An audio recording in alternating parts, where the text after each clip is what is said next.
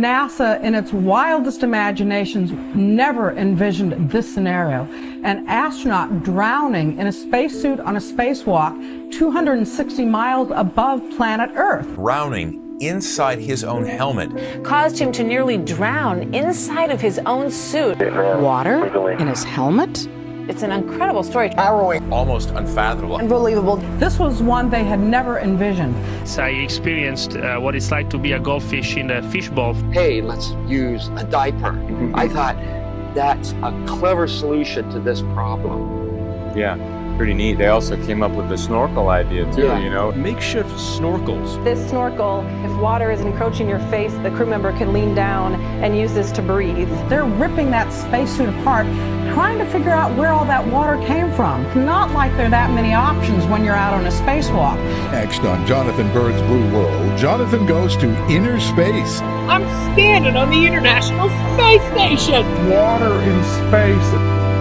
NASA says they cannot guarantee the helmet won't fill with water again. And obviously, if you fill the helmet, you can't breathe.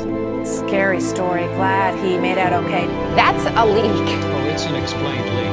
A significant leak. You know, when I was commanding the International Space Station, we had a significant leak. I imagine there are no insignificant leaks in space.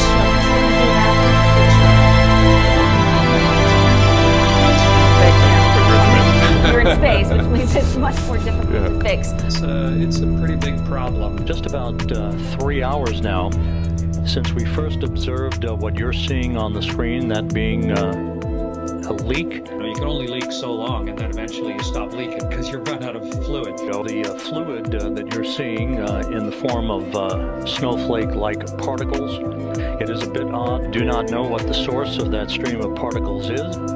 A sudden streams looking like a snow shower. Space is tough, especially whenever you're trying to show video from space. From the ground in the water tank on orbit, essentially the same picture.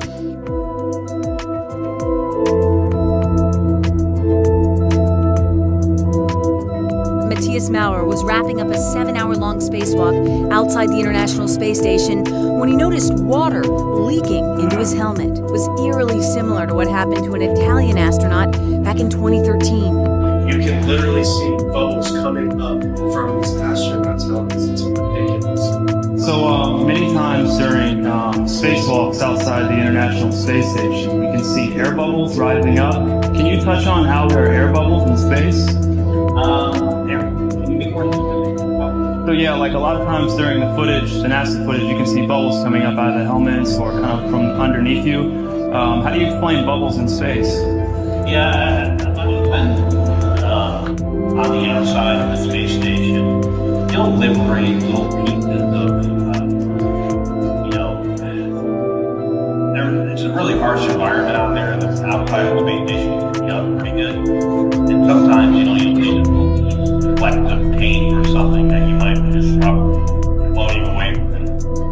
And, that's generally what that is.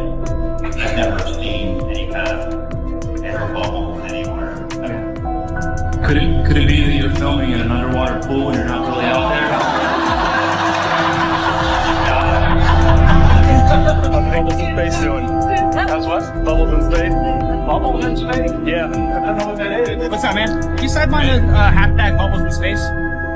Hashtag bubbles in space? Bubbles in space, brother. What's your word on it? What is that? Bubbles coming out in the spacewalks?